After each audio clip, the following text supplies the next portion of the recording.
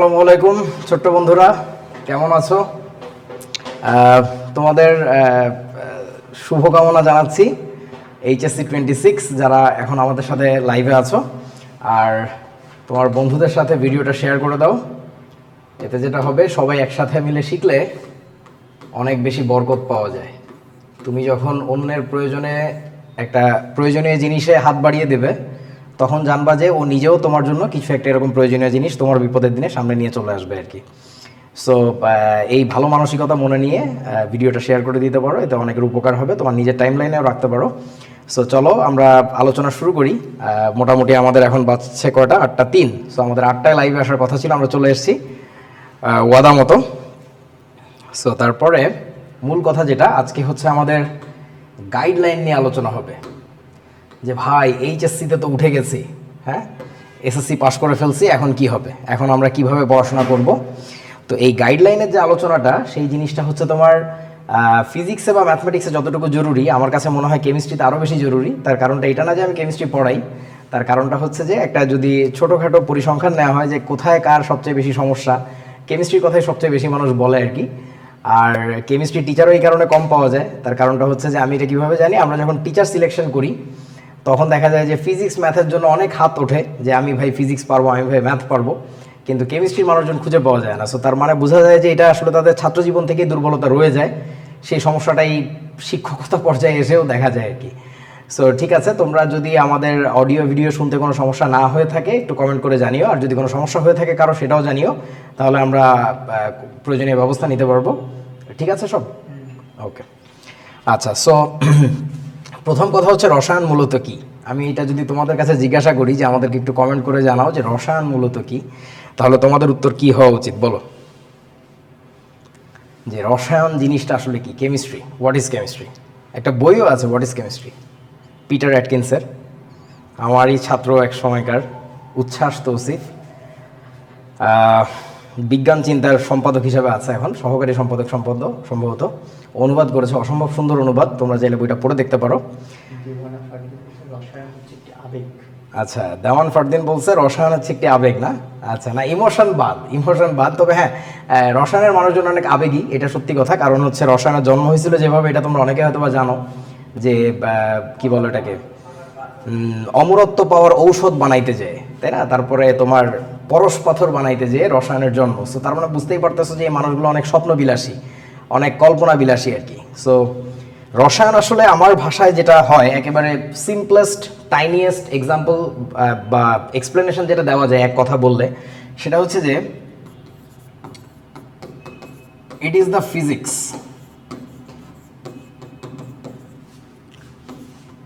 Of atoms or molecules. এটা আসলে ভাই পদার্থবিজ্ঞান, এটা আমার মতে আর কি। নট দ্যাট যেটা সর্বাঙ্গীন সঠিক হইতে হবে সংজ্ঞাটা, এটা পরীক্ষার খাতায় লেখার দরকার নেই, তুমি জাস্ট নিজে বোঝো, এটা এক ধরনের ফিজিক্স। সো ঘটনা হচ্ছে যে আমরা কেমিস্ট্রিতে যে কাজটা করি, যে একটা পরমাণু যখন আরেকটা পরমাণুকে ধাক্কা দেয়, তখন তাদের মধ্যে কি হয় আমরা জানি, রাসায়নিক বন্ধন হয়, তাই না? সো এই একটা পরমাণু ধরা গেল, এই আর একটা পরমাণু, সো এই দুইটা যখন একজন আরেকজনের সাথে কলিশন হয়, তখন তাদের মধ্যে বন্ধন হতে পারে, আবার নাও হইতে পারে। কোন ডিরেকশন থেকে কলিশনটা হইলে বন্ধন হবে, আবার কোন ডিরেকশন থেকে কলিশন হইলে বন্ধনটা ভেঙে যাইতে পারে, এই টাইপের যে আলোচনা, বা কেমিক্যাল বন্ড জিনিসটা আসলে কি। সো ইলেকট্রন কেন একটা একটার সাথে পেয়ার্ড হচ্ছে, কখন একটা ইলেকট্রন আর একটা ইলেকট্রনকে বিকর্ষণ করে, আবার কখন আকর্ষণ করে, এই যে আলোচনাগুলো, এই যে বিকর্ষণ আকর্ষণের ব্যাপার, চৌম্বক ক্ষেত্রের কথা চলে আসবে, এই সবই দেখবা তোমার আসলে ফিজিক্সের ব্যাপার, মানে nothing to do with chemistry actually. So এইগুলাকে যারা তোমার কি বলে রসায়ন বলে আলাদাভাবে ডিফাইন করার চেষ্টা করে, আমার কাছে মনে হয় যে এটা একটা অপ্রয়োজনীয় চেষ্টা। রসায়ন বুঝতে গেলে আসলে ফিজিক্স খুব ভালো করে বোঝা লাগবে, কারণ ultimately that is physics. So বুঝতেই পারতেছো এরপরে আমি কি বলবো, সেটা হচ্ছে যে আমরা যে রসায়নটা পড়ি, পঠিতব্য রসায়ন, অর্থাৎ যেটা আমাদের পড়ানো হয় আমাদের দেশের সিলেবাসে, সেটা কয় প্রকারের। সো সেইটার মেজর দুইটা ক্লাস বলা যায়, দুইটা প্রকার বলা যায়, দুইটা বড় বড় প্রকার আছে। একটা হচ্ছে ভৌত রসায়ন,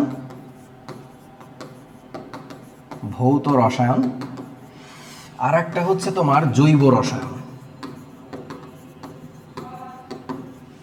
ভৌত রসায়নটাকে বাংলায় ইংরেজিতে বলা হচ্ছে ফিজিক্যাল কেমিস্ট্রি, ফিজিক্যাল কেমিস্ট্রি, আর এইটাকে বলা হচ্ছে organic chemistry, organic chemistry. So এখন তুমি বুঝতেই পারতেছো এটাকে যেহেতু অর্গানিক কেমিস্ট্রি বলতেছো, ওইটাকে তুমি চাইলে ইনঅর্গানিক কেমিস্ট্রি বলতেই পারো আর কি। সো তাহলে কি দাঁড়াচ্ছে, মেইনলি দুইটা টাইপ, দুইটা ভাগ। তো এখন তোমরা একটু আমাকে কমেন্ট করে জানাও যে তোমরা 9, 10 যখন পড়ছো তখন কোন রসায়নটা সবচেয়ে বেশি পড়া হয়েছে, বা বইয়ের অধিকাংশ অংশে কোন জিনিসটা ছিল, সেটা কি ফিজিক্যাল কেমিস্ট্রি ছিল নাকি সেটা অর্গানিক কেমিস্ট্রি ছিল, সেটা একটু কমেন্ট করে জানাও। আমি একটু তোমাদের বাকি কমেন্টগুলো পড়ি, দেখি ওখানে কোনো প্রশ্ন ছিল কিনা গুরুত্বপূর্ণ। ও আচ্ছা, ওকে, লাউড বলতে হবে, আচ্ছা আচ্ছা ঠিক আছে, ওকে। এক্সেপশনে ভরা কেমিস্ট্রি ফারদিন বলছে, আচ্ছা না না এক্সেপশন নাই বাবা, এক্সেপশন নাই। আমরা যদি যুক্তিগুলো বুঝি তখন দেখা যাবে যে এক্সেপশন নাই আর কি। দেখো তো সাউন্ডটা এখন ঠিক আছে কিনা, আশা করা যায় এখন সাউন্ডটা ঠিক আছে।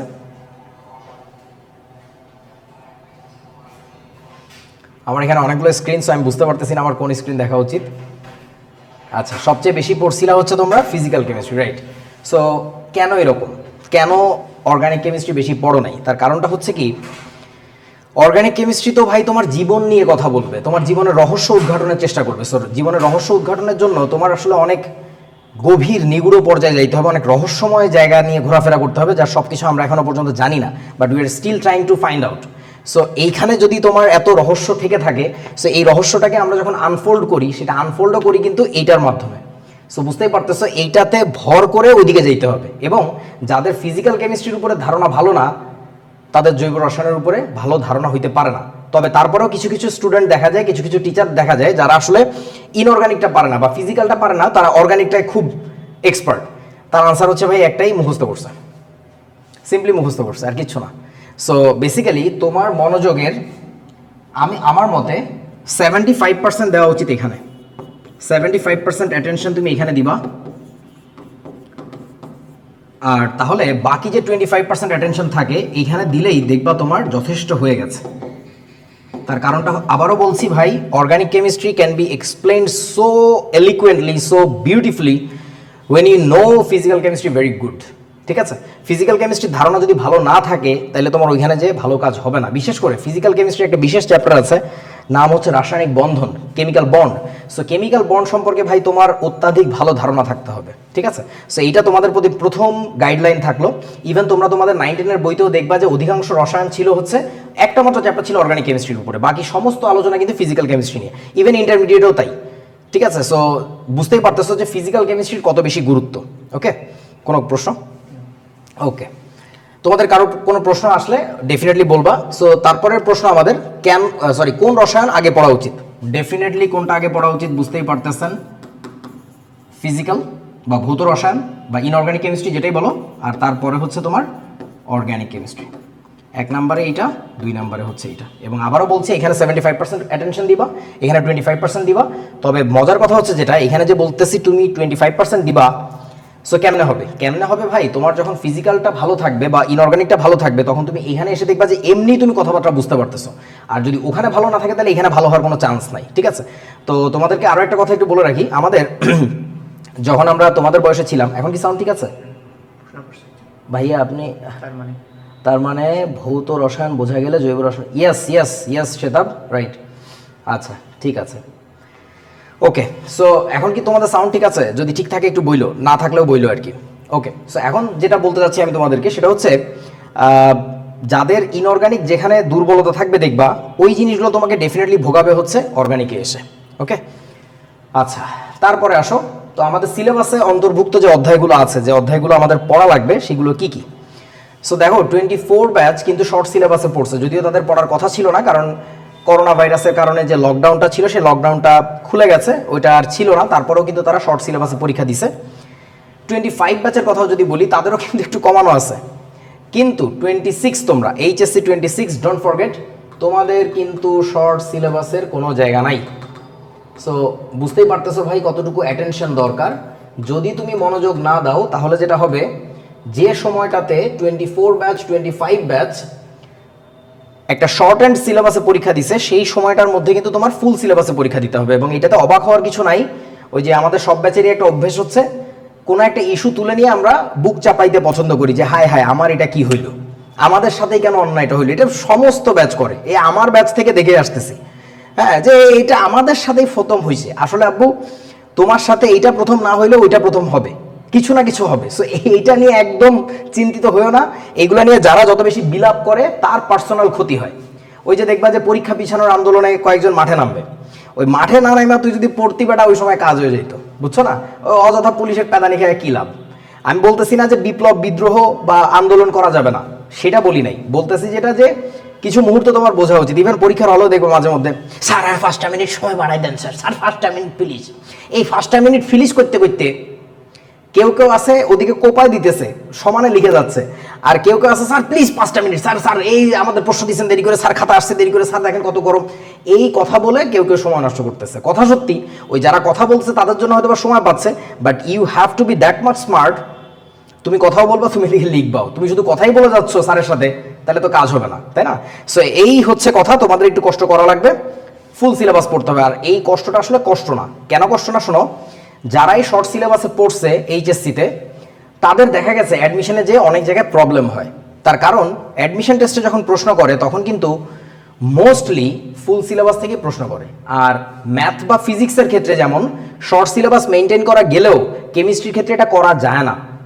রসায়নে তুমি এই জায়গায় না বুঝলে ওই জায়গায় বুঝবা না, মানে একটার সাথে একটা কানেকশন যে এত বেশি ভাই, আমি বলতেছি বলে না। তুমি যখন দ্বিতীয় বর্ষে উঠবা, অর্থাৎ পুরো বইটা প্রায় শেষের পথে যাবে, তুমি আমার কথার প্রতিটার একেবারে মানে পয়েন্ট টু পয়েন্ট প্রমাণ পাবা যে আসলে কেমিস্ট্রির ব্যাপারটা ডিফারেন্ট। কেমিস্ট্রির ব্যাপারটা ডিফারেন্ট এই কারণে না যে এখানে প্রচুর ব্যতিক্রম আছে। আরে ভাই, এটা বলে যারা তারা বেকুব, ওরা রসায়ন বুঝে না তাই বলে এই কথাটা। ব্যতিক্রম সব জায়গাতে আছে, ব্যতিক্রম ফিজিক্সেও আছে। ফিজিক্সের স্যাররা যথেষ্ট চালাক বলে তোমাদের সামনে ওই জিনিসটা দেখায় না। তুমি আমার একটা কথা বলো, ধরো দ্বিঘাত সমীকরণের যে মূল বের করার যে সমীকরণটা, হ্যাঁ, ওই ওই সমীকরণটা দিয়ে কি তুমি ত্রিঘাত সমীকরণের পারবা? আনসার হচ্ছে না। তাইলে দ্বিঘাতের জন্য একটা, ত্রিঘাতের জন্য তো আরেকটা হবে। এখন এইটাকে যদি কোনো বোকা এসে বলে যে এইটা ভাই ব্যতিক্রম, তাইলে তো হইলো না। তুমি সমকোণী ত্রিভুজের জন্য যেমন ত্রিকোণমিতি সূত্রগুলো কাজে লাগাচ্ছ সাইন কস ট্যানের, তুমি যদি একটা স্থূলকোণী ত্রিভুজ বা অমুক তমুক সূক্ষ্মকোণী ত্রিভুজ, তাদের সবার ক্ষেত্রে এটা অ্যাপ্লাই করা যায় না। এমনকি তোমাদের ক্যালকুলেটর একটা মজার জিনিস আছে, দেখো আমি একটা জিনিস বলে দিই, সেটা হচ্ছে যে দেখবা, সরি অনেকদিন তো এগুলো লেখা অভ্যাস না, এরকম কজ এইচ, তারপরে তোমার এরকম আছে tan H. So what is that? এটাকে বলে কজ হাইপারবোলিক, এটাকে বলে ট্যান হাইপারবোলিক। সো ঘটনা হচ্ছে যে হাইপারবোলিক ট্রায়াঙ্গেল আবার কি? তোমরা একটা জিনিস চিন্তা করো, নর্মালি যদি আমি একটা ত্রিভুজ আঁকি, সমকোণী ত্রিভুজ, ধরো এটা আঁকলাম। সো এই ত্রিভুজটার জন্য আমার নর্মাল সাইন কস ট্যান রেশিও কাজ করে, সাইন থিটা কাজ করে। ধরো এটা যদি আমাদের থিটা হয়, তাহলে সাইন কস ট্যানের রেশিও কাজ করবে আর কি। কিন্তু এই ট্রায়াঙ্গেলটা যদি আমি একটা গোলীয় তলের উপরে বসাই, কিরকম গোলীয় তল? ধরো তোমার পৃথিবীর মানচিত্র, বা তোমার ধরো যে একটা গোলক, বা ধরো মানে আসলে আমাদের পৃথিবীটা যেরকম, এই পৃথিবীর উপরে যদি একটা ত্রিভুজ কল্পনা করা যায়, সেই ত্রিভুজটা তো তোমার কি হবে?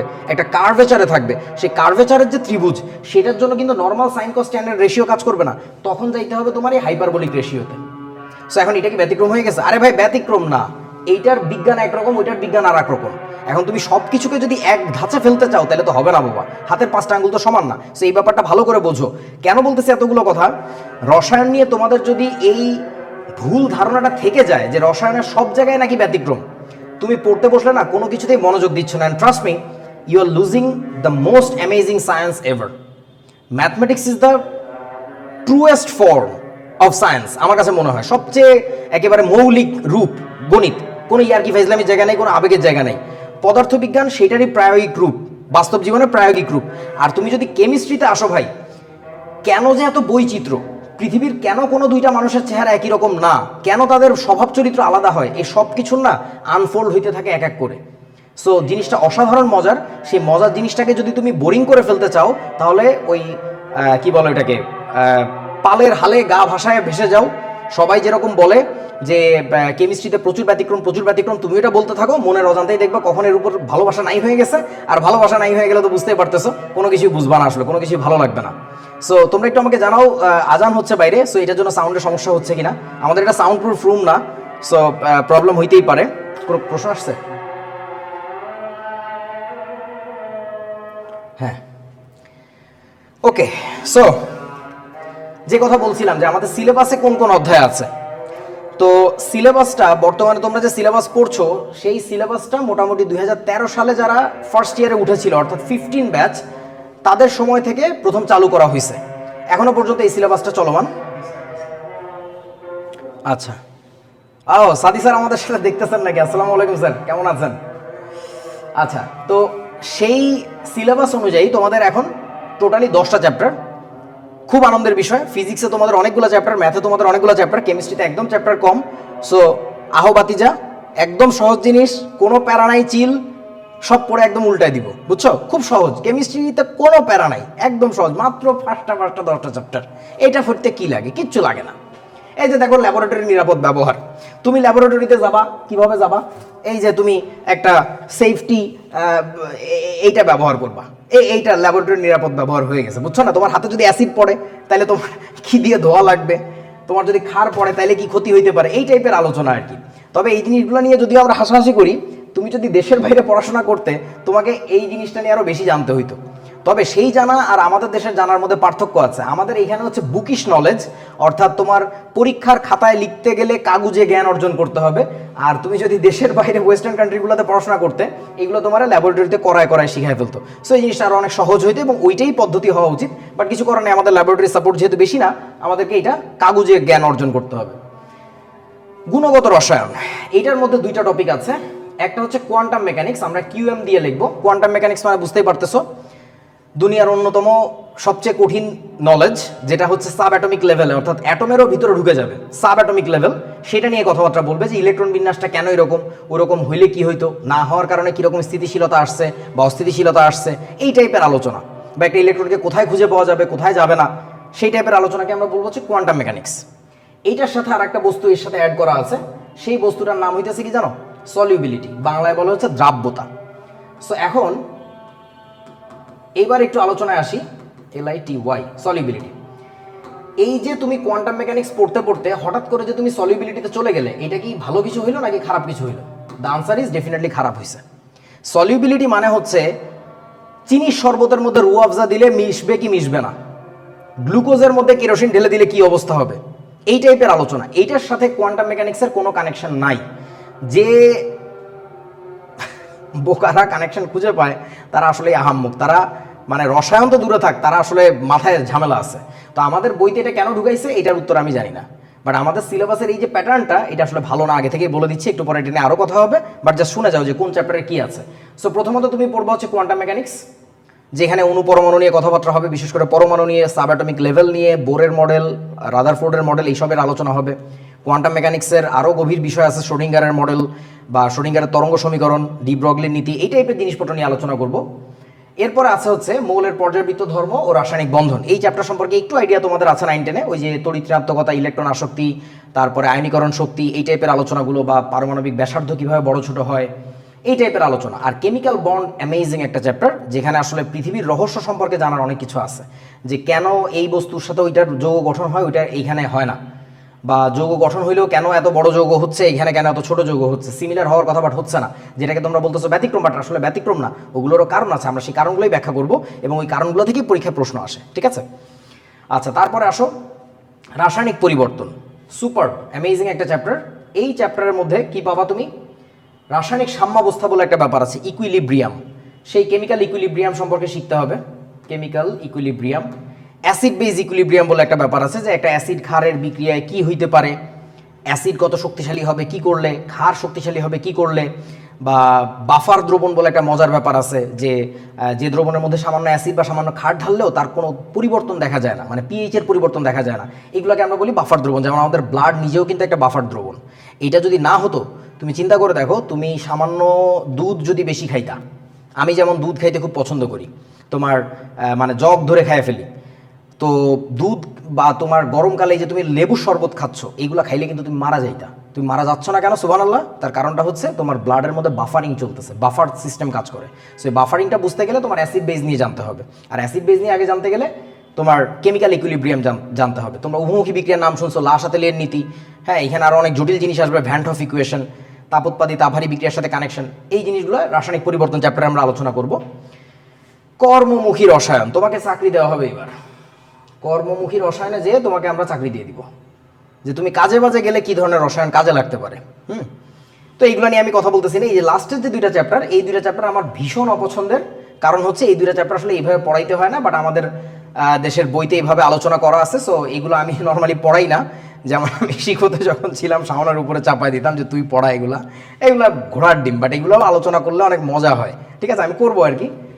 আচ্ছা, তারপরে আসো দ্বিতীয় পত্রে চলে যাচ্ছি। খেয়াল করে দেখো, প্রথম পত্রে তাও তোমার চ্যাপ্টারের নামগুলো একটু বড় সড়ো ছিল, তাই না? দ্বিতীয় পত্র তো আরো সহজ, আরো ছোট, একদম কোনো প্যারা নাই, চিল। বললাম তো কেমিস্ট্রি মানে একদম ইজি, খুব ইজি। পরিবেশ রসায়ন, এইখানে তোমার আলোচনা করা হবে মূলত গ্যাসের গতিবিদ্যা নিয়ে, যে একটা গ্যাসের উপরে তাপমাত্রা, চাপ বা তোমার মোল সংখ্যা পরিবর্তন করলে গ্যাসের বিহেভিয়ার কিভাবে চেঞ্জ হয়। এখন এই জিনিসগুলো কেন জানা দরকার? তোমরা যারা মোটরসাইকেল দেখছো, সবাই দেখছো, গাড়ি দেখছো, এই মোটরসাইকেল বা গাড়ি কিন্তু চলে কিসে জানো? ঢাকা শহরে হয়তো বা চলে সিএনজিতে, কম্প্রেসড ন্যাচারাল গ্যাস। এইটা ছাড়া সারা বাংলাদেশে চলে কিসে? পেট্রোল বা ডিজেলে। সেই পেট্রোল বা ডিজেল কিন্তু তরল অবস্থায় গাড়ির মধ্যে, গাড়ির ইঞ্জিনে বার্ন করা হয় না, তাদেরকে গ্যাসিফাই করে, মানে কি বলে বাংলায়, মানে গ্যাসে পরিণত করে তারপর বার্ন করা হয়। এবং সেখানে তোমরা জানো যে ইঞ্জিনের ভিতরে পিস্টনের ওঠানামা আছে। সো সেইখানে না সূক্ষ্ম হিসাব নিকাশ দরকার। সেই সূক্ষ্ম হিসাব নিকাশের একটা আইডিয়া দেওয়া হবে তোমাকে এই চ্যাপ্টারটাতে, পরিবেশ রসায়নে। তবে এটার মধ্যে আবার তোমার অন্য জিনিসও আছে, ওই যে ওই চ্যাপ্টার থেকে কিছু জিনিস এনে এর মধ্যে ঢুকাইছে। তোমরা নাম শুনবা আর্হেনিয়াস মতবাদ, ব্রনস্টেড লাউরি মতবাদ, লুইস মতবাদ, সেই জিনিসগুলো না ওটার সাথে রিলেটেড না, বাট ওই চ্যাপ্টারের মধ্যে ঢুকাই দিছে। সো এখন টিচার হিসাবে আমাদের দায়িত্ব হচ্ছে তোমাদেরকে এই জিনিসগুলো বলে দেওয়া, যে তুমি ওই যে একটা কথা বলে না বাংলায়, কিসের মধ্যে কি, পান্তা ভাতে কি। সো তুমি যদি পান্তা ভাতে ঘি দিয়ে খাইতে যাও, তখন তোমার তো স্বাদ লাগবে না, তোমার তো বিষাদ লাগবে। সো আমরা শিক্ষক হিসেবে দায়িত্ব হচ্ছে তোমাকে পড়ানোর সময় বলে দেওয়া যে দেখো ভাই, আমরা গুণগত রসায়ন এখন পড়তেছি, সো আমরা এখন কিন্তু শুধুমাত্র এই অংশটুকু পড়বো, কোয়ান্টাম মেকানিক্স পড়বো, অথবা আমরা সলিবিলিটি পড়বো। ব্যাপারটা এইরকম, কোয়ান্টাম মেকানিক্সটা পড়লাম, তারপর এখন সলিবিলিটি পড়া যাবে না, কারণ ওইটার সাথে এটা রিলেশন নাই। কোনো একটা চ্যাপ্টারের মধ্যে যা কিছু ঢুকানো হয়, একটা অধ্যায়ে ভাগ করার কারণটা কি?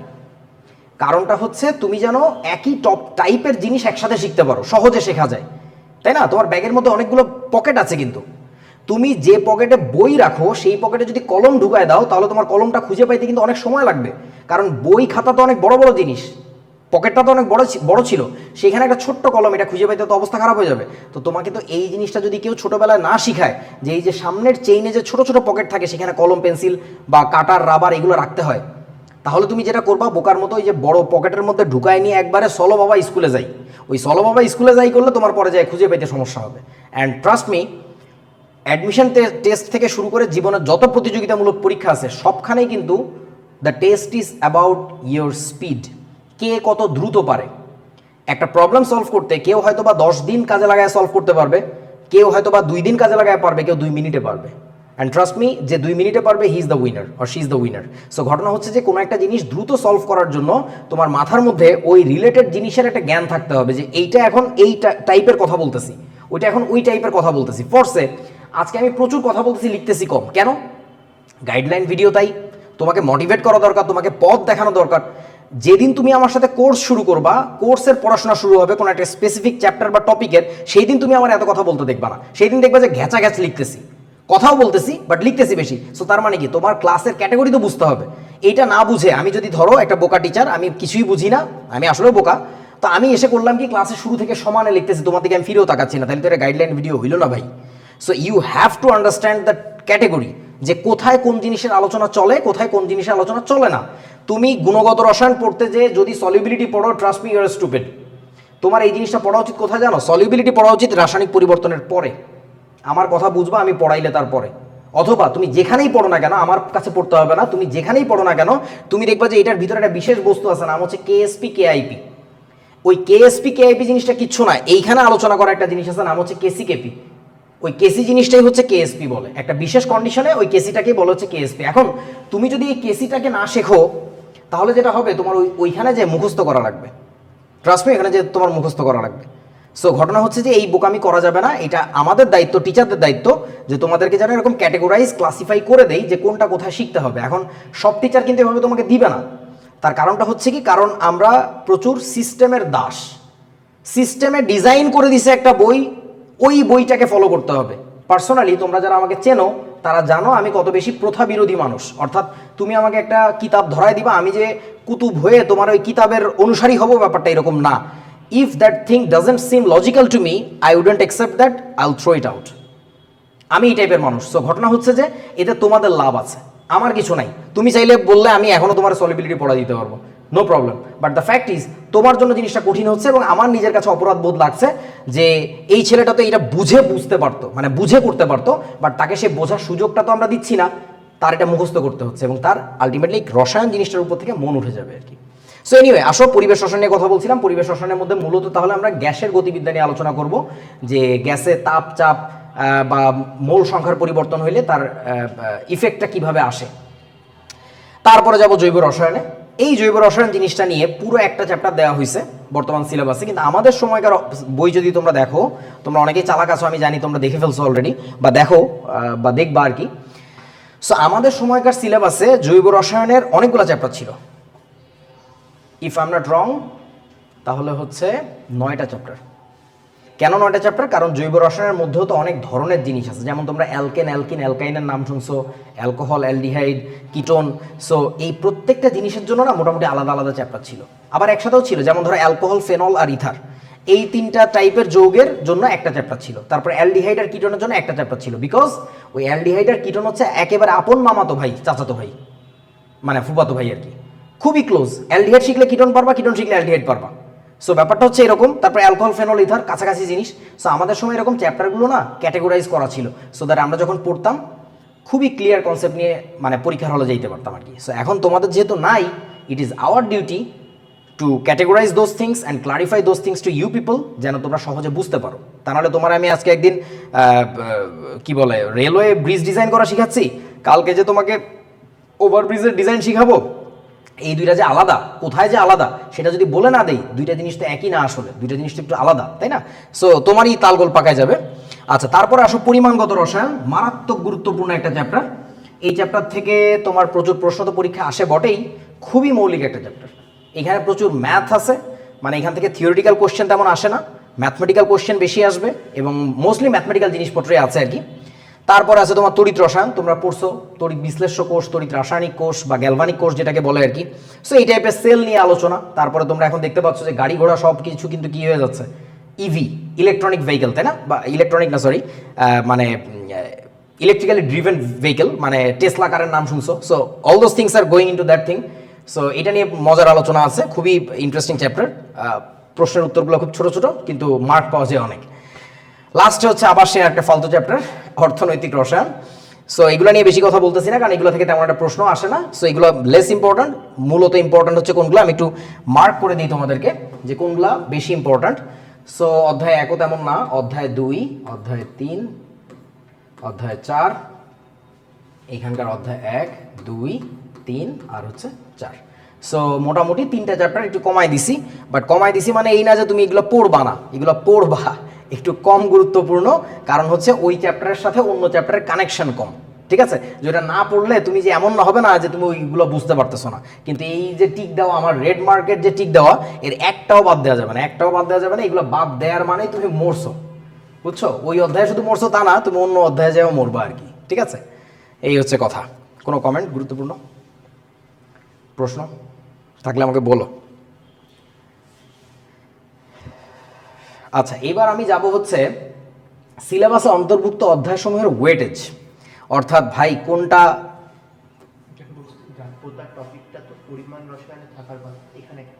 আচ্ছা, সেটা পরিমাণগততে থাকার কথা না ভাই, ওই যে রাসায়নিক পরিবর্তনের পরে থাকার কথা আর কি, বুঝছো? আমি দেখাইলে বুঝবো আর কি, তুমি তো দেখছো একটু, আমি জানি আর কি, ভালো ছেলে।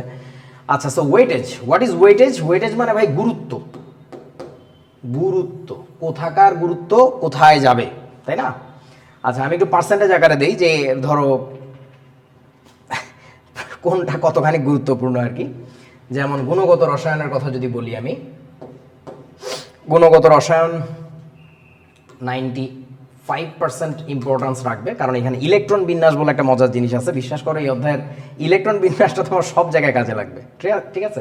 যদিও তোমার মনে হবে যে আমি তো 9, 10 শিখছি ভাই, ওই শেখাতে কাজ হবে না, প্রচণ্ড দ্রুত গতিতে পারতে হবে, প্রচণ্ড দ্রুত গতিতে। তোমাদের ক্লাস যখন নিব তখন তো তোমাদেরকে জুমে নিব, আমি ইনস্ট্যান্ট কিন্তু তোমাদেরকে আনমিউট করে করে উত্তর দিতে বলবো। ধরো আমি তোমাকে এখনই বললাম যে এই বল ম্যাগনেসিয়ামের ইলেকট্রন বিন্যাস বল, তোমার ধুম করে বলা লাগবে 3s2, কোনো কথা নাই, কোনো কথা নাই। বললাম ক্লোরিনের ইলেকট্রন বিন্যাস বলো, 3s2 3p5, মানে ন্যানো সেকেন্ড তুমি গ্যাপ নিতে পারবা না এখানে, ন্যানো সেকেন্ডও গ্যাপ নেওয়া যাবে না, ঠিক আছে? যদি গ্যাপ নাও তার মানে বুঝছে ইউ আর ডেড, কারণ এইগুলা চিন্তার সময় স্যার তোমাকে দিবে না পরীক্ষার হলে, ক্লাসে তো নাই, ঠিক আছে? আচ্ছা, তারপরে আসো মৌলের পর্যায়ভিত্তিক ধর্ম, রাসায়নিক বন্ধন। এইটা হচ্ছে তোমার, আমি বলবো এইটা 98% ওয়েটেজ রাখবে। তার কারণটা হচ্ছে তোমার এই চ্যাপ্টারটা না বুঝলে, এই অংশটা বিশেষ করে রাসায়নিক বন্ধন, তুমি আসলে এই জৈব রসায়নে যে একদম ধরা খাবা। সো ওইটা হচ্ছে, এটার গুরুত্ব আমি আরও বেশি দিব, বাট ট্রাস্ট মি, ওইটা না পারলে এটা পারবা না, কারণ এইখানে ইলেকট্রন বিন্যাস নিয়ে প্রচুর খেলা আছে আর কি। আচ্ছা, রাসায়নিক পরিবর্তন, এইটা ভয়াবহ গুরুত্বপূর্ণ, প্রচুর ম্যাথ আসে এখান থেকে, ম্যাথমেটিক্যাল জিনিস তো আসবেই, কনসেপ্টও আছে। সো এইটারও গুরুত্ব মোটামুটি 98%ই দেওয়া গেল। কর্মমুখী রসায়ন আমি টাচও করবো না। পরিবেশ রসায়ন খুবই মৌলিক একটা চ্যাপ্টার, সো এইটাকে তুমি প্রায়োরিটি দিবা হচ্ছে 90%। জৈব রসায়ন এইটাকে তুমি প্রায়োরিটি দিবা 90%। পরিমাণগত রসায়ন এইটাকে তুমি প্রায়োরিটি দিবা 99%। তড়িৎ রসায়ন এটা তোমার হালকা পাতলার উপর দিয়ে হয়ে যাবে, 90 বা 89% দিলেই হবে, কোনো সমস্যা নেই। সো এর চেয়ে নিচে গুরুত্ব দেওয়ার কোনো জায়গা নেই, বুঝতে পারছো? মানে এর চেয়ে নিচে যদি মানে গুরুত্ব দিয়ে পড়ো তাহলে আসলে তোমার বিপদ হবে আর কি। এক বোকা পেজে মেসেজ করছে, গাইডলাইন ক্লাসের লাইভ কখন শুরু হবে? সময় তো দেওয়া হয়েছে 8টা, এখনও শুরু হয়নি। ওহে সান্দু, তুমি কি ঘুমাচ্ছ? উঠে আসো, উঠে আসো, চোখে মুখে পানি দাও, দেখো যে শুরু হয়ে গেছে, 34 মিনিট গন। ওকে, সো কোনটার পর কোনটা পড়বো এই ক্ষেত্রে বাবা? Remember two things and two things only. তোমার উদ্দেশ্য কি তার উপরে নির্ভর করে। একটা তোমাকে সবুজ রাস্তায় নিয়ে যাবে, একটা তোমাকে লাল রাস্তায় নিয়ে যাবে। লাল হচ্ছে বিপ্লব, বিদ্রোহ, দ্রোহের আগুনে জ্বলবা। আর একটা হচ্ছে ভাই তুমি ওই কি বলে পালের হাওয়ায় গা ভাসায় দিয়ে ভেসে বেড়াবা। বাট দুইটার আউটকাম দুই রকম হয়। একটা হচ্ছে তোমার কলেজ এর সাথে তাল মিলানো, আর একটা হচ্ছে অ্যাডমিশন টেস্ট মাথায় রাখা।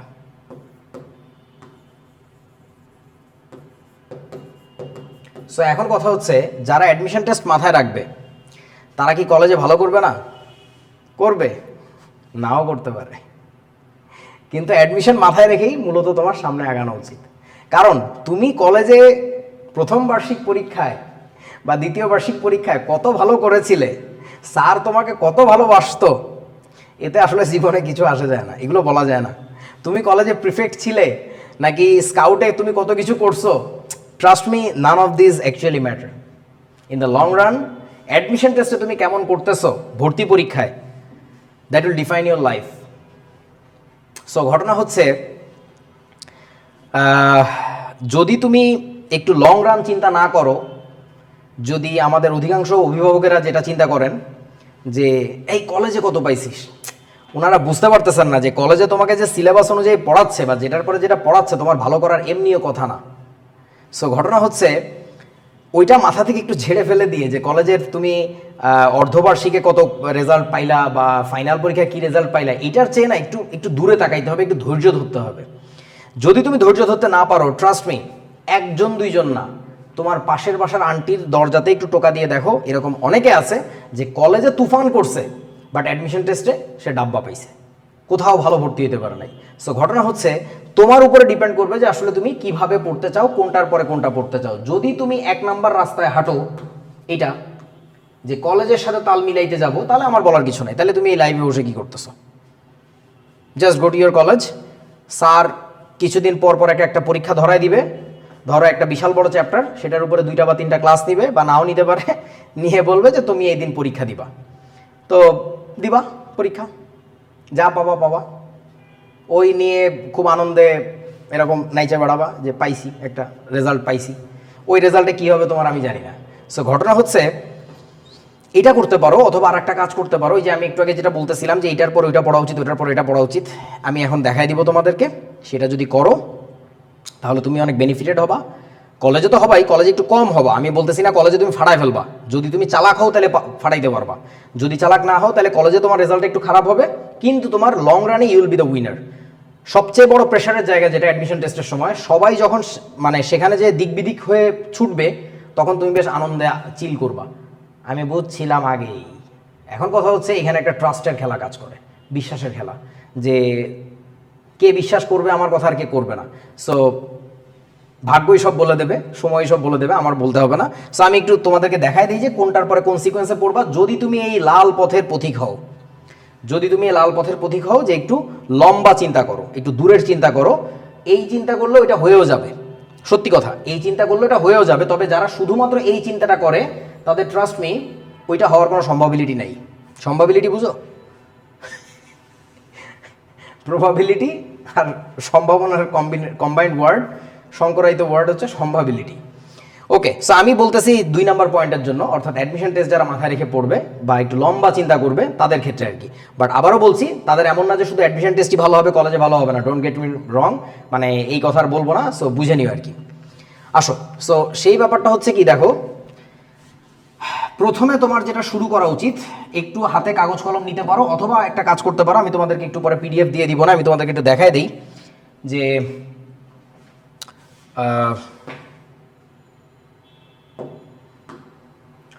এই যে বস্তুটা আছে রসায়নের মানচিত্র, এটা তোমাদেরকে আমি দিয়ে দিব না, এখানে লেখা আছে যে জিনিসটা আমি এখন তোমাদেরকে দেখাবো সেটা আর কি।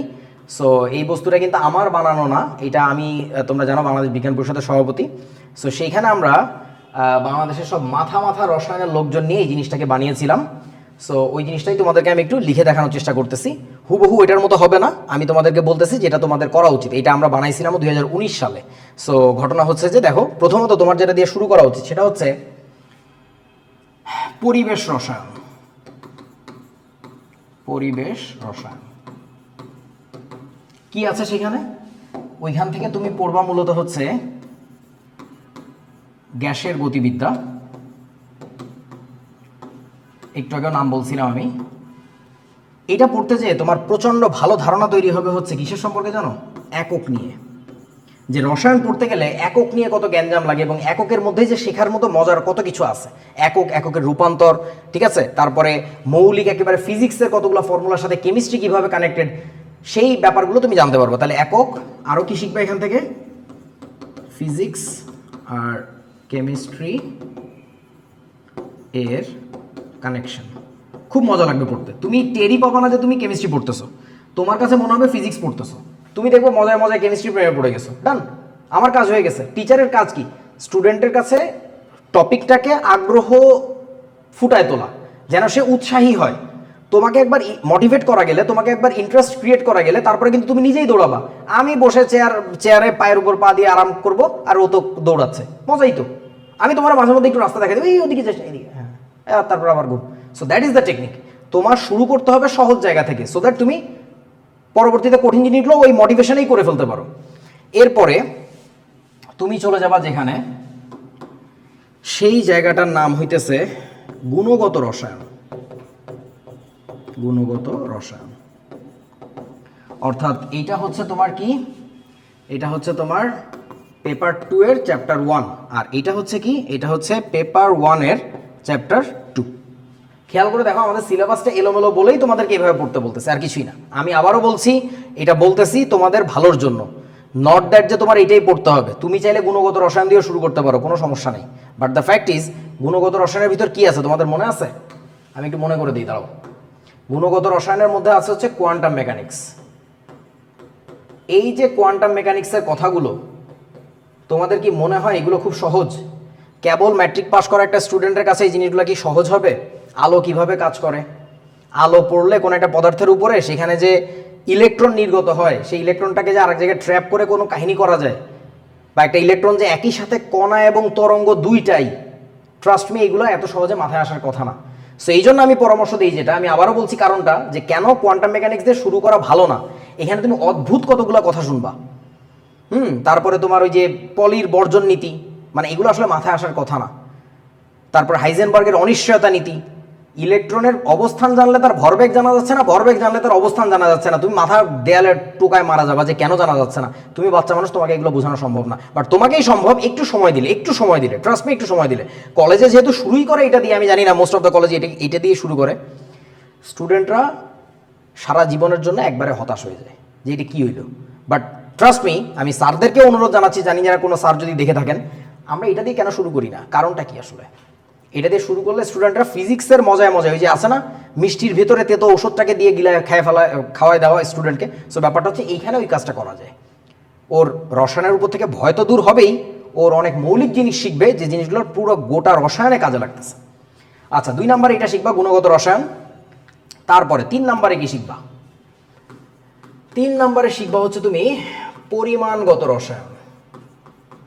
পরিমাণগত রসায়ন, যেখানে তুমি শিখবা হচ্ছে মূলত অ্যাসিড বেজ রিয়াকশন, যে কতটুকু অ্যাসিডকে প্রশমিত করতে কতটুকু ক্ষার লাগে, acid base reaction calculation.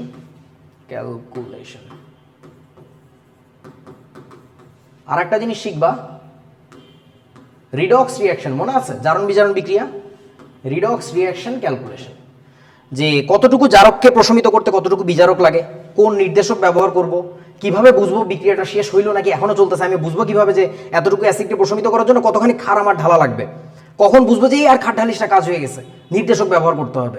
So এই টাইট্রেশনের যে মেকানিজমগুলো, সেই মেকানিজম এবং সেই গাণিতিক হিসাবগুলো আমরা এখান থেকে শিখবো, মোল সংখ্যার হিসাব শিখবো। মাথা নষ্ট আইডিয়া, জাস্ট মাথা নষ্ট আইডিয়া, এবং trust me, that is the foundation of chemical mathematics এইখান থেকে।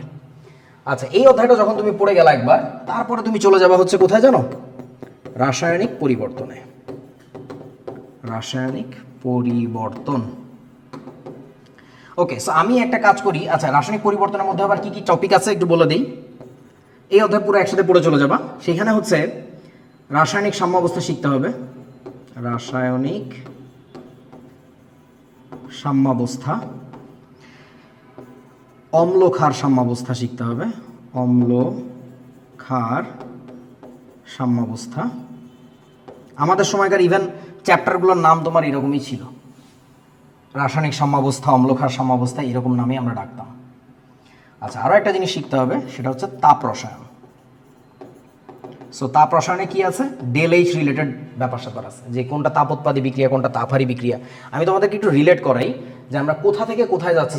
চিন্তা করে দেখো যে আমাদের বইতে কি করছে। এই যে তোমার পরিমাণগত রসায়নটার কথা বললাম, সেই পরিমাণগত রসায়ন কোথায় আছে? সেকেন্ড পেপারে 3rd চ্যাপ্টার। আর রাসায়নিক পরিবর্তন আছে প্রথম পত্রের 4র্থ অধ্যায়। তার মানে আমি একটু যদি মার্ক করি আরো ভালো করে বুঝতে পারবা। এইটা ছিল হচ্ছে তোমার পরিমাণগত রসায়ন কোথায়? Paper 2 chapter 3। আর এটা ছিল হচ্ছে আবার পেপার 1 চ্যাপ্টার 4। সো একটু ভালো করে বোঝো, যদি তুমি পরিমাণগত রসায়ন ভালো করে না বোঝো, মোল সংখ্যার হিসাব কিভাবে কাজ করে, ঘনমাত্রা কিভাবে বের করতে হয়, আংশিক চাপ কিভাবে বের করতে হয়, সেই জিনিসগুলো তুমি এখানে অ্যাপ্লাই করতে পারবে না। এখানকার প্রত্যেকটা অঙ্কে ঘনমাত্রা, আংশিক চাপ, মূল সংখ্যা নিয়ে কাজ আছে। সো তাহলে তোমাকে এইটা দিছে পেপার 1 চ্যাপ্টার 4 আর ওটা দিছে পেপার 2 চ্যাপ্টার 3-তে, বুঝতে পারতেছো? সো সিলেবাসটা বানানোই হয়েছে এমনভাবে যেন তুমি কোনোভাবেই শান্তি না পাও, তুমি কোনোভাবেই পড়ে যেন কনফিডেন্ট না হও যে আমি কিসের পরে যে কি পড়তেছি, আমার যে রসায়নটা আসলে কাজে লাগতেছে। রসায়ন নিয়ে কেন তুমি কনফিডেন্ট হবা? There is no reason for you to be confident. তুমি সবসময় ঘোলাটে একটা অবস্থায় থাকবা। আচ্ছা, রাসায়নিক পরিবর্তন যখন পড়লা, তারপরে কি পড়তে হবে জানো? 5 নাম্বার টপিক তোমার যেটা হওয়া উচিত সেটা হচ্ছে দ্রবণ ও দ্রাব্যতা। দ্রবণ ও দ্রাব্যতা, যেটা তোমাদের কোথায় আছে বলো তো? যেটা তোমাদের আছে হচ্ছে, এটা তোমাদের আছে হচ্ছে পেপার 1 এর চ্যাপ্টার 2-তে। ওই যে সে মনে আছে গুণগত রসায়ন, গুণগত রসায়নের যে দ্রাব্যতার অংশটা ছিল, সেই বস্তুটা পড়তে গেলে তোমার কোন অংশটা লাগবে? এই বস্তুটা লাগবে। এই যে রাসায়নিক সাম্যাবস্থার মধ্যে একটা আইডিয়া আছে কেপিকেসি, তোমাদের স্যারদেরকে দেখায়ও এই বস্তুটা, যে কেপিকেসি বলে একটা ব্যাপার আছে। ওইটা না পারলে নাকি ওইটা পারা যায় না? ইয়েস, পারা যায়। কেন পারা যাবে না? তুমি মুখস্থ করলে সবই পারবা, বাট ওইটা পড়ার পদ্ধতি না। তুমি এটা শিখে তারপর এটা শেখো, দেখো কত মজা লাগে। অম্ল ক্ষার সাম্যাবস্থার মধ্যে আছে হচ্ছে তোমার কে এ কে বি বলে একটা ব্যাপার। এই কে এ কে বি কি জানো? এই বস্তুটাও কেসি। সো তুমি যখন একবার এই কেপি কেসি শিখবা, তোমার কাছে এই জিনিসগুলো আলু মনে হবে। আলু বুঝো? আলু একদম, মানে আলু যেমন সব তরকারিতে কাজে লাগে, বাচ্চারা গপ গপ করে খেয়ে ফেলে, একেবারে 2 দিনের বাচ্চা, তোমার কাছে এরকম 2 দিনের বাচ্চার মতো মনে হবে once you learn KP KC. ঠিক আছে? আচ্ছা, তারপরে আসো দ্রবণ ও দ্রাব্যতা তুমি পড়ে ফেললে। এরপরে তোমার যাওয়া উচিত কোথায়? এরপরে তোমার যাওয়া উচিত হচ্ছে তড়িৎ রসায়নে, তড়িৎ রসায়ন অর্থাৎ ইলেকট্রোকেমিস্ট্রি। এই তড়িৎ রসায়নে যে এটা আমাদের কোন চ্যাপ্টার? এটা হচ্ছে আমাদের পেপার 2 এর চ্যাপ্টার 4। তড়িৎ রসায়নে যে তোমার দেখবা যে ওই কেপিকেসির আবার ব্যবহার আসবে, এইখানেও তোমার একটা ব্যবহার আসবে কেপিকেসির। কিউ বলে একটা ব্যাপার আছে, রিয়াকশন কোশেন্ট। যারা 25 ব্যাচের আছো বা 24 ব্যাচের তারা কমেন্ট করতে পারো যে মিথ্যা বলছি কিনা, যে এগুলো কাজে লাগে কিনা, ঠিক আছে? আচ্ছা, তারপরে আসো আমাদের সপ্তম টপিকে যাই। আচ্ছা, সপ্তম টপিকটা আমরা পরের পেজে লিখি। 7 নাম্বার টপিকটার নাম হচ্ছে পর্যায়বৃত্তিক ধর্ম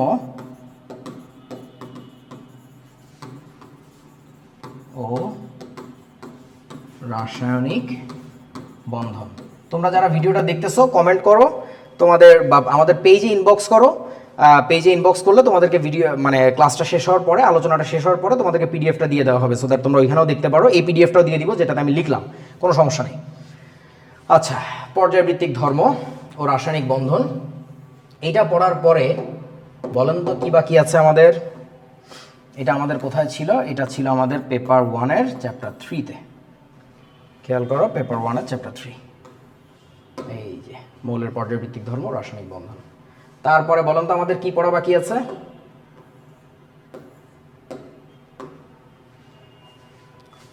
কোনো প্রশ্ন আছে কমেন্টে?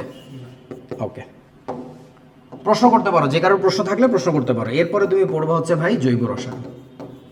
এইটা পড়ে দেখো এই সিকোয়েন্সে। আর তারপরে ওই যে কর্মমুখী আর যে ঘোড়ার ডিম দুইটা আছে, ওই দুইটার কথা বললাম না। সো এইটা এই সিকোয়েন্সে পড়ে দেখবা, পড়ে দেখে যদি কোনো সমস্যা হয় আমারে গালি দিও। এবং তুমি যদি ট্রাস্ট মি, এই সিকোয়েন্সে পড়ার পরে তোমার যদি মজা না লাগে, মানে তুমি আমারে বললে আমি সারাদিন কান ধরে এভাবে দাঁড়ায় থাকবো যে আমার ভুল হয়েছে, আমি ভুল বলছি। ভাই 1-2 বছর না, I am doing this thing for 17 long years. So ঘটনা হচ্ছে এত সহজ না। আমার হাত দিয়ে বাংলাদেশের লক্ষ লক্ষ ছাত্ররা বের হয়েছে, এবং কত লক্ষ তোমরা ভালো করে জানো। আর যারা বের হয়েছে তাদের মধ্যে কত বড় বড় স্টার টিচার আছে তাও তোমরা খুব ভালো করে জানো, যে তারা এখন কত বড় রসায়নের teacher. So they also don't disagree with me, but one fact is, তারা সবাই যে আমার সাথে সুর মেলায় তাও কিন্তু না। তাও কেন না, তাও বলে দিচ্ছি তোমাদেরকে, যে কি বলো এটাকে, মানে আমি যে বিপ্লবটা আনার চেষ্টা করছি সেটা হচ্ছে কি, তোমার রসায়ন বুঝে পড়বো, মুখস্থ করবো কেন। বাট আমাদের সিলেবাস তো ঘন্ট পাকানো, ঘন্ট বুঝো তো, আলু ঘন্ট মানে মুড়ি ঘন্ট আর কি, এই কিসের মধ্যে কি তুমি জানো না।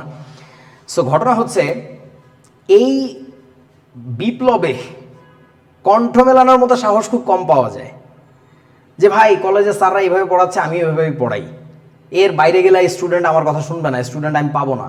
সো এখন আমার আবার এইসবের কোনো ভয় নাই। তোমরা যদি কোর্সে 5 জনও ভর্তি, আমি 5 জনেরই পড়াবো, কেউ ভর্তি না হলেও আমি একা একা কথা বলবো, কোনো সমস্যা নেই, আল্লাহ ভরসা।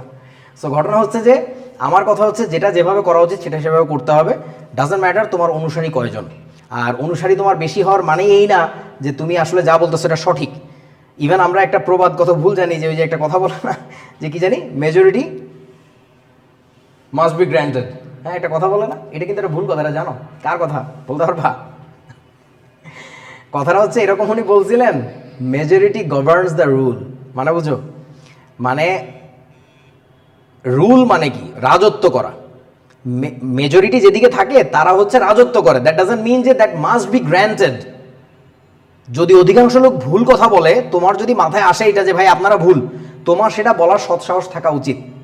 এবং ট্রাস্ট মি, আমার কাছে পড়লে তোমার শুধুমাত্র রসায়নের জ্ঞান হবে তা না, আমি তোমার মধ্যে একটু একটু করে ইনস্টল করব যে সত্যি কথাটা মুখের উপরে বলে কিভাবে সুন্দর করে, যে আপনি ভুল বলছেন, এটা সঠিক নয়। আর একটা ব্যাপার জেনে রাখো, যে এই যে একটু স্রোতের বিপরীতে চলা, এইটা চলতে শেখাটা জরুরি কেন? তোমরা কি খেয়াল করছো ইদানিং পত্রপত্রিকার পাতায় বা টেলিভিশনের সংবাদে বা ফেসবুকে তোমরা নিউজ দেখো অনেক, টিভি তো এখন দেখো না, পত্রিকাও পড়ো না, দেখবে যে প্রচুর ছাত্ররা বা শিক্ষার্থীরা আত্মহত্যা করতেছে। এটার কারণটা কি জানো? ওই যে সিস্টেমের সাথে সবসময় লিয়াজু মেনটেন করে চলার যে একটা তেলে স্বভাব, এই তেলে স্বভাব থেকে বের হয়ে আসো। একটু কষ্ট হোক না, চলার পথে একটু কষ্ট হোক, তুমি একটু দূরের শান্তিটা দেখো। ওই যে সুখ আর শান্তির পার্থক্য বোঝো তো, সুখের দিকে মনোযোগী হও, শান্তির দিকে না। শান্তি মানে এই মুহূর্তে ধরো আমার এখন গরম লাগতেছে, আমি জানি না তোমরা দেখতে পাচ্ছ কিনা, আমি ঘামতেছি, কিন্তু সো আমি ঘামতেছি, সো হোয়াট। একটা বড় জিনিস চিন্তা করি, যে কতগুলো স্টুডেন্টকে আমি আলোকিত করতে পারবো, তাই না? সো এই জিনিসগুলো চিন্তা করলে তখন এই ছোটোখাটো কষ্ট এগুলো আসলে সামান্য মনে হয়। পরীক্ষায় পাইলা না হয়, কলেজের পরীক্ষায় তোমার হয়তোবা যে সময় স্যার গুণগত রসায়ন পড়াচ্ছে, আমি হয়তো পরিবেশ রসায়ন পড়াচ্ছি, সো হোয়াট, তুমি যদি একটু চালাক হও, তুমি ক্লাসের পড়াতে একটু মনোযোগী থাকবা, ওইখান থেকে তুমি কি পয়েন্টগুলো তুলে রাখবা যে স্যার এইটা পড়াইছে।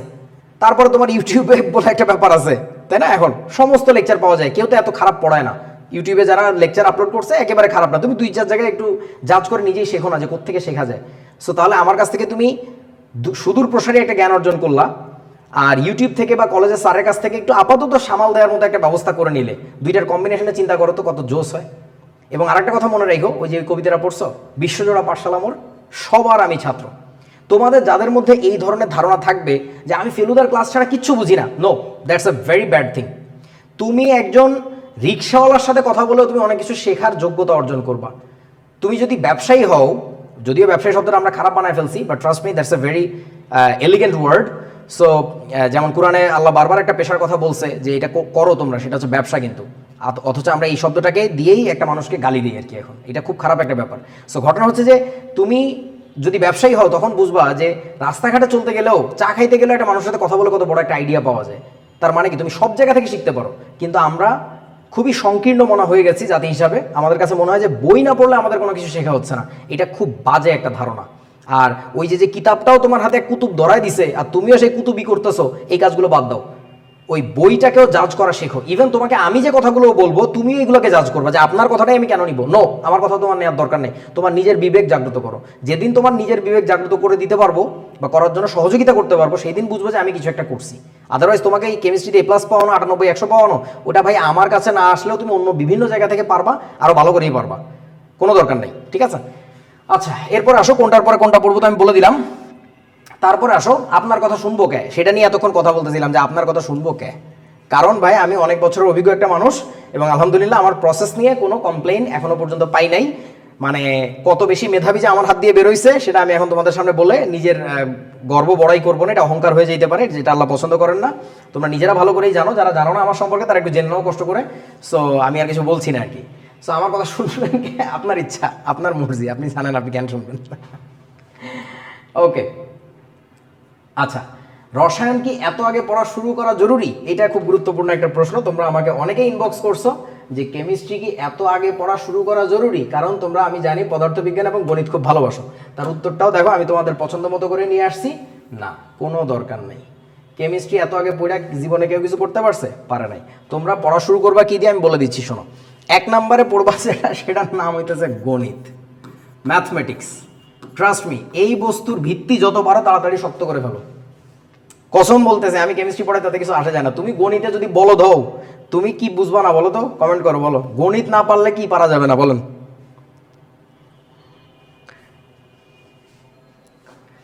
বলো যেটা পারা যাবে না, দেখতো কমেন্টে কি বলে।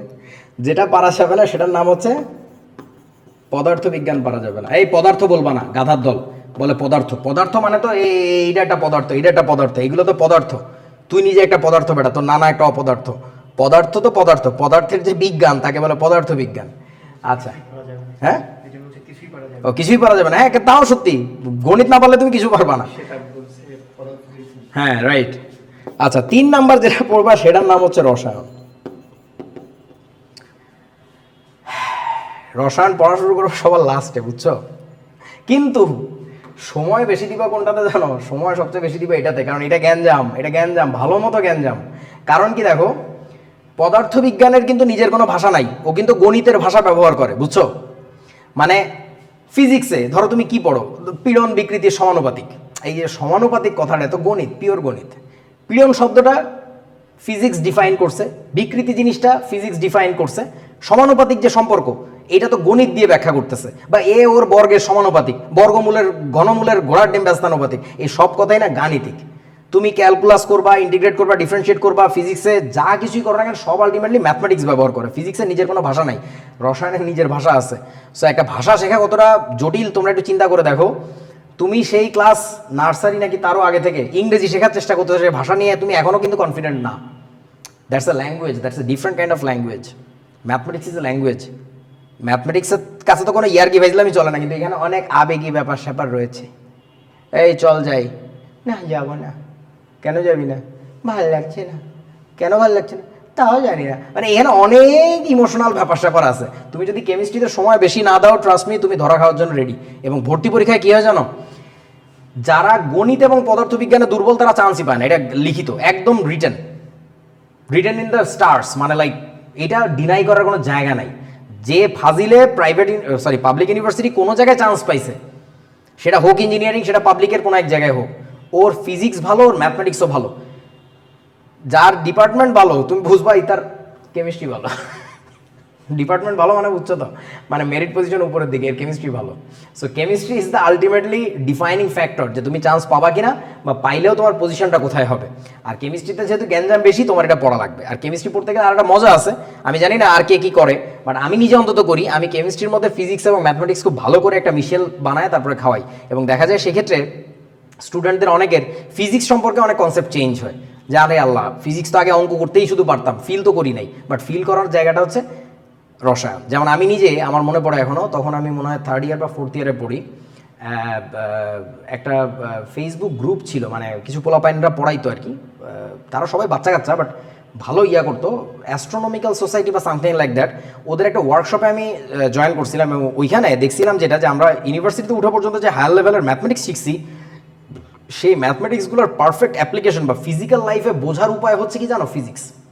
যদি তুমি ফিজিক্সে যাও, তোমার দেখবা যে ওই ম্যাথমেটিক্যাল জিনিসটার ফিজিক্যাল ইন্টারপ্রিটেশনটা কি আসলে, এটা দেখা যাবে চোখে। তো একইভাবে তোমার ফিজিক্সের ফিজিক্যাল ইন্টারপ্রিটেশন আরও ভালো করে, সুন্দর করে বুঝতে পারবা কেমিস্ট্রির ভিতরে এসে আর কি, খুবই মজা লাগবে।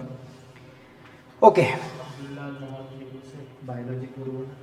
ও আচ্ছা, biology, I don't talk about biology. আমার কেমন জানি এই কেমন একটা দুর্গন্ধ আসতেছে এখানে, সরি।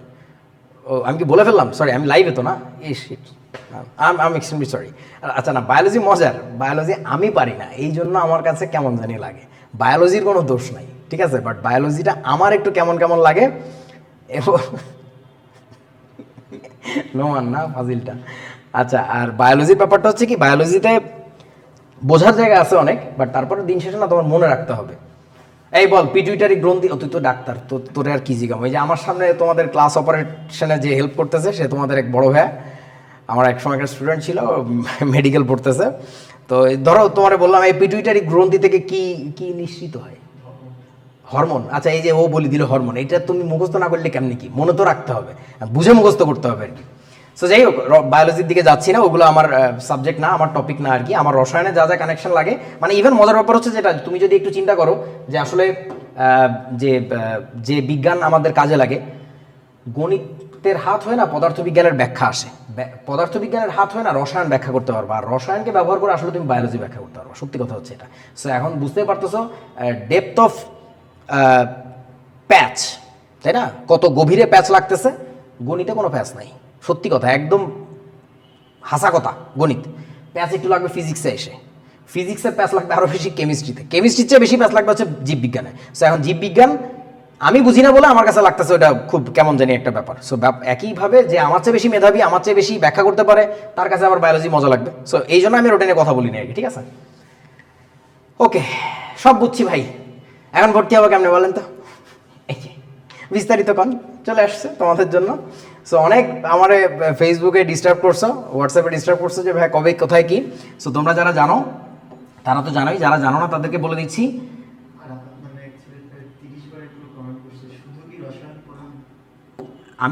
আমি শুধু কেমিস্ট্রি পড়াবো, বাট তোমাদের জন্য ম্যাথ ফিজিক্সেরও ব্যবস্থা করছি ইনশাল্লাহ। হ্যাঁ, এই প্রশ্নগুলো এখন করতে পারো আর কি। আচ্ছা, সো তোমাদের জন্য বলে দিচ্ছি, এখনো পর্যন্ত মাত্র 700 টাকায় তুমি কোর্সে ভর্তি হতে পারবা।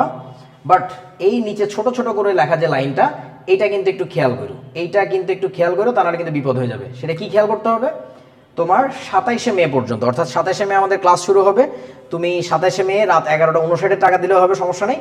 বাট তাহলে তুমি 700 টাকায় ভর্তি হতে পারবা, তা নাহলে কিন্তু তোমার ওই সেই কত টাকা দিতে হবে খেয়াল করে দেখো, এখানে লেখা আছে কত টাকা, ওই এখানে লেখা নেই, 1200 টাকা দিতে হবে, কিন্তু খুব ঝামেলা। তাহলে আমি লিখে দেই, নর্মাল ফি 1200 টাকা, আর টিল কত 27th মে, এটা হবে কত, এটা হবে হচ্ছে তোমার 700 টাকা অনলি। এবং এটা তোমাদের জন্য একেবারে প্রথম ছাড়া কোর্স বলে একেবারেই আমরা কমায় রাখছি, এবং চেষ্টা করতেছি তোমাদের জন্য, দেখা যাক যদি আমরা পারি টি শার্ট দেওয়া যায় কিনা, বা যে চৌথাটা দিয়ে আমি ক্লাস নিব সেটা যদি তোমাদেরকে প্রিন্ট করে দেওয়া যায় কিনা আর কি। একটু উপরে জানা খাটের উপরে আছে একটা খামের বাঁশপাতাটা, একটু নিয়ে আসো। ওকে, সো এখান থেকে তোমাদের আর কোনো কিছু জানার থাকলে আমাকে বলো। আর তোমাদের বিকাশ করতে হবে যে নাম্বারটাতে, সেটা হচ্ছে এইটা 015-1971-69-52। খুব সুন্দর একটা নাম্বার, বুঝতেই পারতেছো, মানে একেবারে বাংলাদেশের ইতিহাস 1971-69-52 সিরিয়ালি। এবং তুমি চিন্তা করে দেখো, এই নাম্বারটাই যদি আমি তোমাদেরকে এইভাবে বলি 0151952, তোমার কাছে কিন্তু বিদঘুটে মনে হবে যে এটা কি নাম্বার। বাট তোমাকে যখন এইটাকে আমি ব্যাখ্যা করে দিব একটু সুন্দর করে, যে তুমি 015টাকে আলাদা বলো, যে তুমি এই 015টাকে একটু আলাদা করে ভাবো, এই 71টাকে এখানে নিয়ে আসো, তারপরে এই 69টাকে একটু নিচে নিয়ে আসো, ভাবো যে 69টা একসাথে, তারপরে এই 52টাকে আলাদা করে নিয়ে আসো, তখন দেখবা যে এই নাম্বার তুমি একবার দেখা মাত্র জীবনে মুখস্থ হয়ে গেছে। যদি তুমি বাঙালি হয়ে থাকো, তোমার এই ইতিহাস মনে থাকার কথা, যে 1971-এ কী হয়েছিল, তার আগে 69-এ কী হয়েছিল, তার আগে 52-তে কী হয়েছিল। বাঙালি না হলে সেটা ভিন্ন কথা। সো ঘটনা হচ্ছে এইটাই, যে টিচারদের কাজ হচ্ছে তোমাকে এরকম সাজায় দেওয়া, একটু গুছায় দেওয়া, একটু আইডিয়া দেওয়া। সবসময় যে সাজায় গুছায় দিব তা না, তোমাকে আইডিয়া দিব যে এখানে সাজানোর জায়গা আছে। সো তোমাদেরকে আমি একটু দেখাই দিচ্ছি। এটা তো তড়িৎ রসায়ন, ওটা পুরাতন, নতুন একটা দেখাই। আচ্ছা, এই যে তোমাদের যে অফলাইনে ক্লাস নেওয়ার সময় আমরা যে শিটগুলো দেই, সুন্দর করে এখানে সব গুছানো থাকে, ওরা মনে হয় দেখতে পাচ্ছে না নাকি? আচ্ছা, ওকে, না দূরে গেলে দেখতে পারবো অবশ্যই। যে এখানে তোমাদের সব থিওরিগুলোও পাবা, আবার তোমাদের ম্যাথগুলো সব একসাথে আছে, সূত্রগুলো। সো এই জিনিসগুলো তোমাদেরকে চেষ্টা করতেছি কুরিয়ার করে পাঠিয়ে দেওয়া যায় কিনা। এটা হচ্ছে আমাদের তড়িৎ রসায়নের সেকেন্ড ইয়ারের ভাইয়াদের জন্য এখন করা, আর এটা হচ্ছে ফার্স্ট ইয়ারের যারা আমার কাছে অফলাইনে পড়ছে তাদের জন্য আর কি। সো আমি চেষ্টা করতেছি যে এগুলো তোমাদেরকে যদি বেশি পরিমাণ ভর্তি হয় তাহলে আসলে টি শার্ট সহ এটা পাঠানো যাবে আর কি, তোমাদের জন্য নতুন করে বানানো হচ্ছে। আচ্ছা, হ্যাঁ, টি শার্ট তো লাগবে। এই যে ফাজিলের দলের কমেন্ট দেখো যে হ্যাঁ টি শার্ট লাগবে, তাই না? হ্যাঁ, ওকে।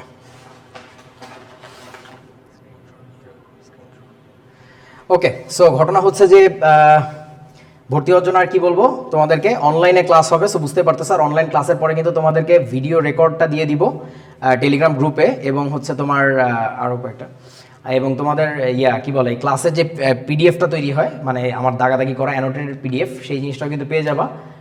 সো ঘটনা হচ্ছে যে জাস্ট এভরিথিং ডিপেন্ডস আপন টি শার্টের ব্যাপারটা বলতেছি, not this things. T shirt এবং তোমার চোথা এটা তোমাদেরকে কুরিয়ার করে পাঠানো যাবে কিনা, এটা ডিপেন্ড করে তোমাদের স্টুডেন্ট কতজন ভর্তি হচ্ছে তার উপরে আর কি, ডেফিনেটলি। তো বুঝতেই পারতেছো কোর্স ফি একেবারে নমিনাল, যেটা না রাখলেই নয় সেটা রাখা হয়েছে আর কি। আর কোর্সের ব্যাপারটা বলে দিই আরও একটা জিনিস, সেটা হচ্ছে যে ক্লাস হবে কিন্তু তোমাদের এই যে দেখো সোমবার এবং মঙ্গলবার রাত 9টা থেকে 10টা 45, ঠিক আছে, মানে 1.25 ঘন্টা করে ক্লাস। আর ক্লাস করতে করতে একসময় আমরা যখন সিনক্রোনাইজ হয়ে যাব তখন দেখবা যে লম্বা সময় ক্লাস করতে কষ্ট হচ্ছে না। আর সেই ক্ষেত্রে তখন আমি সপ্তাহে 3টা করে ক্লাসও নিতে পারি, যত পারা যায় তাড়াতাড়ি তোমাদেরকে শেষ করে দিতে চাই আমি। সো এখন টোটাল ক্লাস সংখ্যা কত তোমাদের এইখানে এই কোর্সটাতে ফেজ 1-এ, আমাদের ফেজ 1-এ হচ্ছে 4টা ক্লাস থাকবে ফাউন্ডেশনের উপরে। যদি আমি ফাউন্ডেশন আরও অনেক বেশি ক্লাস নিতে পছন্দ করি, বাট এখন কিছু করার নাই, যেহেতু কোর্সটা একটু দেরিতে শুরু করা হচ্ছে, এটা আরও 1 মাস আগে শুরু করা উচিত। আর 19টা ক্লাস নেওয়া হবে হচ্ছে তোমার এনভায়রনমেন্টাল কেমিস্ট্রির উপর, অর্থাৎ পেপার 2-এর চ্যাপ্টার 1। ট্রাস্ট মি, এইটা দিয়েই পড়া শুরু করো, মানে গুণগত রসায়ন কোয়ান্টাম মেকানিক্স দিয়ে পড়া শুরু করে না, তোমার মাথায় দেখবা যে আকাশ ভেঙে পড়বে। আর যদি আকাশ ভেঙেই পড়ে, সেদিন আমার কাছে দৌড়ায় চলে এসেছে, ভাই আপনি যা বলছিলেন কথাটা সত্যি ভালো লাগতেছে না, সো আপনি এখন যেভাবে চালাবেন সেভাবে চলবো আর কি। আর আমি এটাতে খুব বিশ্বাস করি যে মানুষ যখন একবার ধরা খেয়ে তারপরে আসে, ওই মানুষটাকে মানুষ করাটা সহজ হয়। কারণ প্রথমে তো সে অনেক হালকা মনে করছিল, অনেক ইজি মনে করছিল, সে বোঝে না আর কি। যাই হোক, সো আর একটা ব্যাপার, আমাদের যে ফেজগুলো আছে টোটাল 5টা ফেজে আমরা টোটাল তোমার এইচএসসি কোর্সটা শেষ করব। সো সেই 5টা ফেজে কী কী আছে দেখে নাও একটু। ফেজ 1 হচ্ছে এই 2টা, ফেজ 2 হচ্ছে এই 2টা, ফেজ 3 হচ্ছে এই 2টা, ফেজ 4 হচ্ছে এই 2টা, আর ফেজ 5 হচ্ছে এই 3টা। সো ফেজ 5 ডেফিনেটলি অনেক বড় হবে আর কি। সো ফেজ 1-এ হচ্ছে তোমাদের কেমিস্ট্রি এইচএসসি ফাউন্ডেশন, 4টা ক্লাস পাবা। ON মানে অক্সিডেশন নাম্বার, 1 to 30 এলিমেন্টস, এগুলো ক্লাস করলে বুঝবা যে এগুলো কি, অ্যাসিড বেস রিয়াকশন, এটার ফান্ডামেন্টালস, আর রিয়াকশন ব্যালান্সিং আর কি। এই 4টা টপিক নিয়ে আমি কথা বলবো। এর বাইরে আরও টপিক চলে আসবে আলোচনায়। তারপরে গ্যাস ডায়নামিক্স নিয়ে কথা বলবো, মানে পরিবেশ রসায়ন যেটাকে বলে। সেখানে মোটামুটি 18-19টা ক্লাস লাগবে, আমি 18+1 দিয়ে রাখছি আর কি। আচ্ছা, তোমাদের দেখতে মনে হয় একটু কষ্ট হচ্ছে, আমি একটু এক্সপোজারটা কমাই দিই।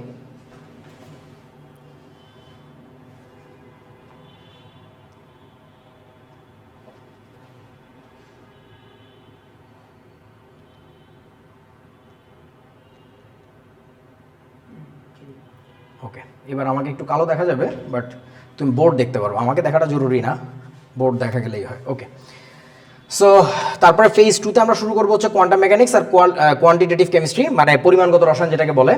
আর এটার জন্য যে সংখ্যক ক্লাস দরকার, আমরা কিন্তু ক্লাস, আমি আবারও বলছি, সপ্তাহে নর্মালি 2 দিন আমাদের ক্লাস হওয়ার কথা থাকবে, বাট আমি চেষ্টা করবো তোমাদেরকে 3টা করে ক্লাস নেওয়ার আর কি। শুক্র শনি যে কোনো একদিনও ক্লাস নিয়ে ফেলতে পারি, আমরা সেটা যারা আমাদের কোর্সে এনরোল করবে তাদের সাথে আলোচনা করে ঠিক করে নিব, সমস্যা নাই। আচ্ছা, তারপরে হচ্ছে যেহেতু যদি 3টা করে ক্লাস হয় তাহলে দেখবো অনেক দ্রুত শেষ হয়ে যাচ্ছে আর কি, ঠিক আছে। তোমরা যদি প্রেশার নিতে পারো আমার সমস্যা নেই, ডিপেন্ডস আপন যারা আমার সাথে যুক্ত হবে তাদের লোড নেওয়ার ক্যাপাসিটি কেমন আর কি। বাট ট্রাস্ট মি, ভালো করে পড়তে গেলে এই সংখ্যক ক্লাস নেওয়াই লাগে, ঠিক আছে। এর কমে গেলে আসলে ক্লাসগুলো ভালো হয় না, মানে নলেজটা পারফেক্ট হয় না আর কি, শেখা হয় না ঠিক মতো। তারপরে হচ্ছে ওই যে আমি যে সিকোয়েন্সে দেখাইছি ওই সিকোয়েন্সে আছে, এখানে দেখতে পারবা। যেমন ধরো যে কেমিক্যাল চেঞ্জেসের পরে আমরা শিখতেছি হচ্ছে সলিউশন অ্যান্ড সলিবিলিটি, যেটা বলছিলাম আর কি, দ্রবণ দ্রাব্য, তো ওইখানে শেখা উচিত। সো তারপরে দেখো যে পিরিয়ডিসিটি অ্যান্ড কেমিক্যাল বন্ড, অর্থাৎ পর্যাবৃত্তিক ধর্ম রাসায়নিক বন্ধন, আর লাস্ট হচ্ছে অর্গানিক কেমিস্ট্রি।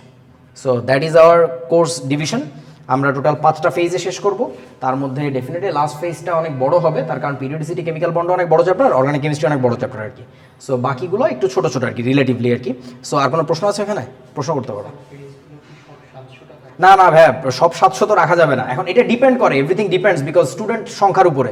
যদি তোমরা বেশি ভালোবাসো যে ভাই হ্যাঁ আপনার কথা ট্রাস্ট করছি, আসলেই কাজে লাগতেছে, বা বড় ভাই বড় আপুদের কাছে শুনছি জিনিসটা আসলে ইফেক্টিভ, সো তাইলে যদি অনেক স্টুডেন্ট ভর্তি হয় সেক্ষেত্রে তো ডেফিনেটলি আমরা একই রাখতে পারবো, ইভেন আমরা চাইলে আরও কমাইতেও পারবো, তোমাদের জন্য আরও বেটার সার্ভিস দিতে পারবো।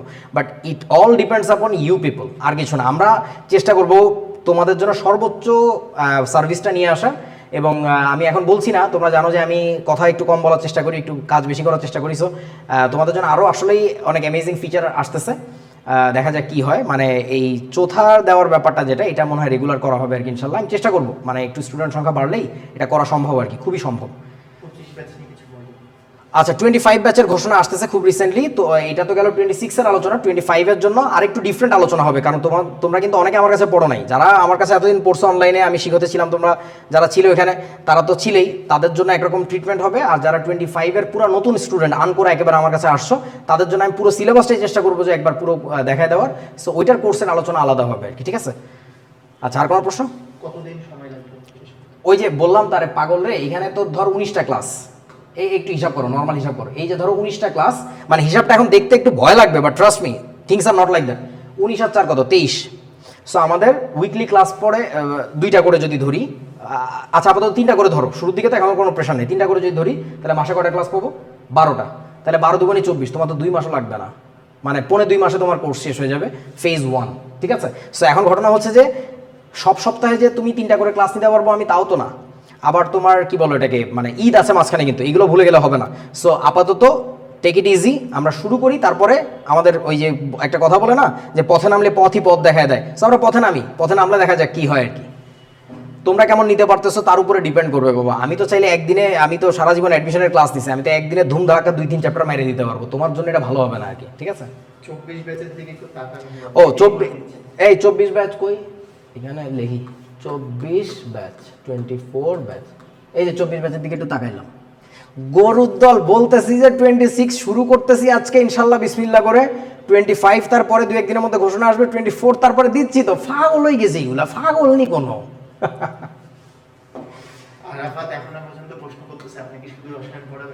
আরে ফাগল, আমি তো কেমিস্ট্রির লোক, আমি ফিজিক্সে কেন যাব? তোদের কি বুঝাইলাম? ম্যাথমেটিক্সের চেয়ে জটিল হইতেছে ফিজিক্স, ফিজিক্সের চেয়ে জটিল হইতেছে কেমিস্ট্রি। আমি কেমিস্ট্রির লোক, আমি কেমিস্ট্রি নিয়ে থাকবো, আমি কেন ফিজিক্স ম্যাথে যাবো? পাগল নাকি? সেই 2017 সালে লাস্ট ফিজিক্স পড়াইছি, ওদিকে আর যাবো না তো, বাচ্চাদের জিনিস, ও কোনো একটা বাচ্চারা নিয়ে আসবো, তোরা ওর কাছে পড়বি। আচ্ছা, আর কোনো প্রশ্ন? পোস্ট অ্যাডমিশন মানে অ্যাডমিশনের পরে?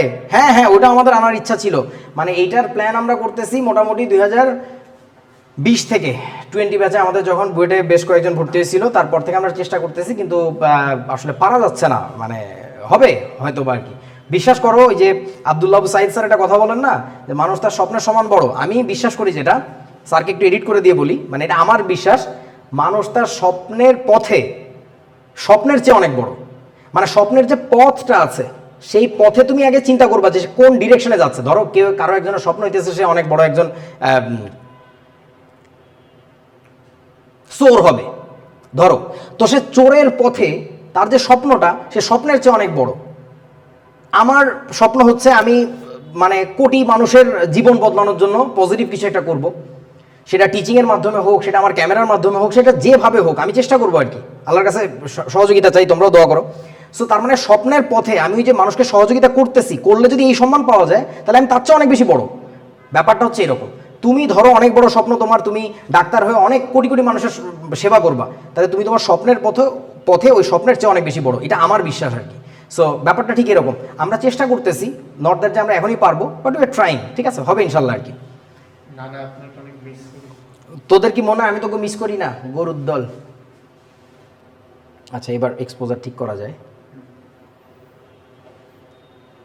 ওকে, হ্যাঁ ওই সাদাটার জন্য আর কি ঝামেলা হচ্ছে আর কি।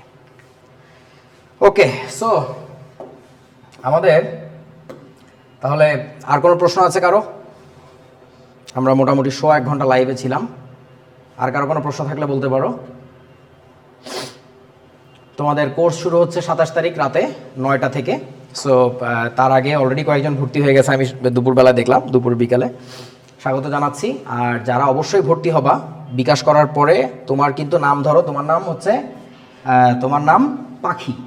সো তুমি অবশ্যই কিন্তু বিকাশের রেফারেন্সে এইভাবে লিখবা F26, এফ মানে ফাউন্ডেশন 26 _ পাখি, এই নামটা যেন লিখে দিও।